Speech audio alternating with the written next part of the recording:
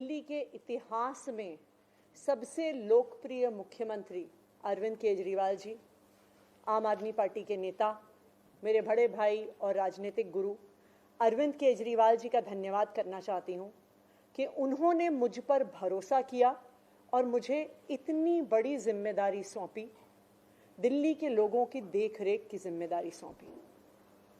लेकिन आज मैंने मुख्यमंत्री के तौर पे शपथ ग्रहण जरूर किया है, लेकिन ये मेरे लिए, हम सब के लिए एक बहुत भावुक क्षण है जब अरविंद केजरीवाल जी दिल्ली के मुख्यमंत्री नहीं हैं।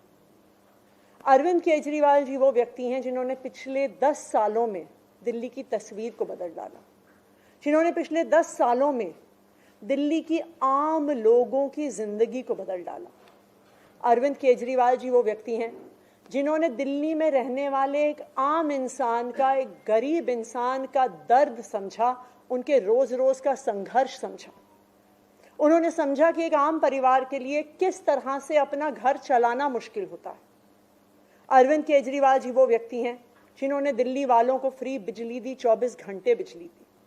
अरविंद केजरीवाल जी वो व्यक्ति हैं जिन्होंने दिल्ली के सरकारी स्कूलों में पढ़ने वाले बच्चों का भविष्य बदल डाला, उनको जिंदगी में एक नया अवसर, आगे बढ़ने का अवसर दिया।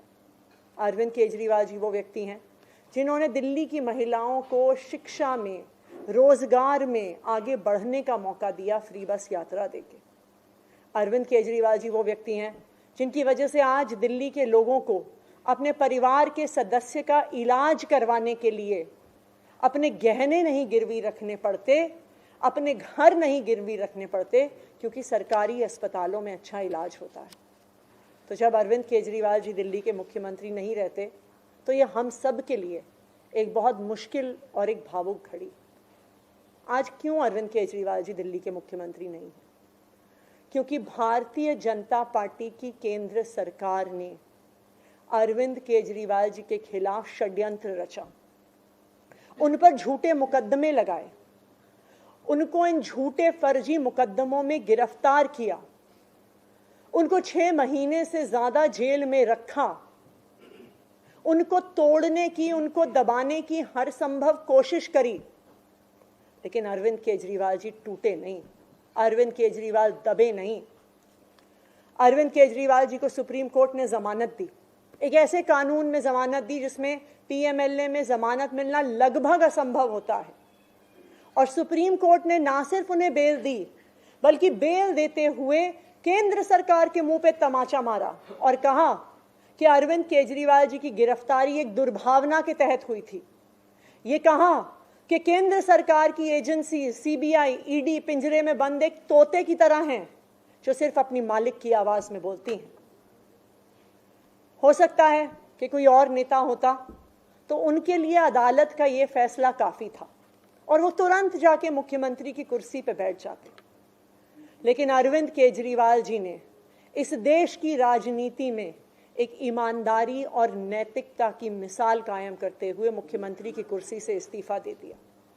उन्होंने कहा कि मेरे लिए सिर्फ अदालत का फैसला काफी नहीं है, मैं जनता की अदालत में जाऊंगा और जब तक दिल्ली की जनता मुझे नहीं कहती कि मैं ईमानदार हूं, तब तक मैं मुख्यमंत्री की कुर्सी पर नहीं बैठूंगा।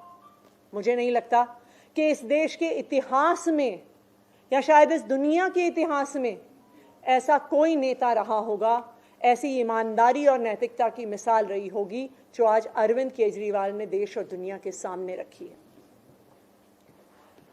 अब हम सभी दिल्ली वालों को मिलकर एक ही काम करना है, अरविंद केजरीवाल जी को फिर से फरवरी में होने वाले चुनाव में दिल्ली का मुख्यमंत्री बनाना है।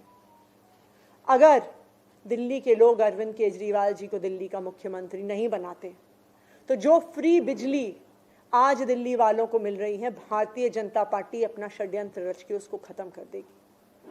जो सरकारी स्कूल अरविंद केजरीवाल जी ने सुधारे हैं वो फिर से बदहाल हो जाएंगे, मोहल्ला क्लिनिक बंद हो जाएंगे, अस्पतालों में इलाज बंद हो जाएगा, महिलाओं की फ्री बस यात्रा बंद हो जाएगी। तो 2 करोड़ दिल्ली वालों को मिलकर फिर से अरविंद केजरीवाल जी को दिल्ली का मुख्यमंत्री बनाना है।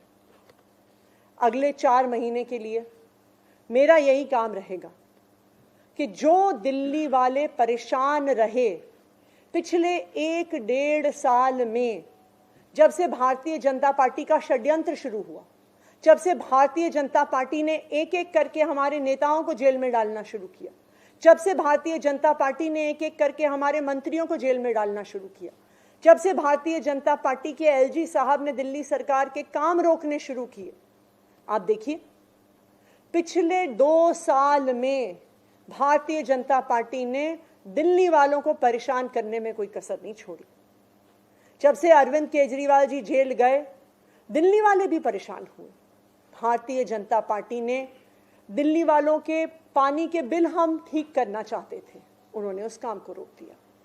भारतीय जनता पार्टी ने जो सड़क के रिपेयर के काम है वो रोक दिए।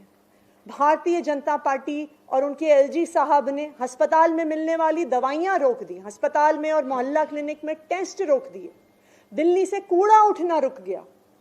लेकिन मैं आज आपको आश्वासन दे रही हूं कि अब अरविंद केजरीवाल जी जेल से बाहर आ गए हैं और उनके मार्गदर्शन में दिल्ली में कूड़ा भी उठेगा, सड़कें भी ठीक होंगी, पानी के बिल भी ठीक होंगे, दिल्ली में जो सीवर की समस्या है वो भी ठीक होगी, जो दवाइयां नहीं मिल रही हैं उसको भी हम ठीक करेंगे।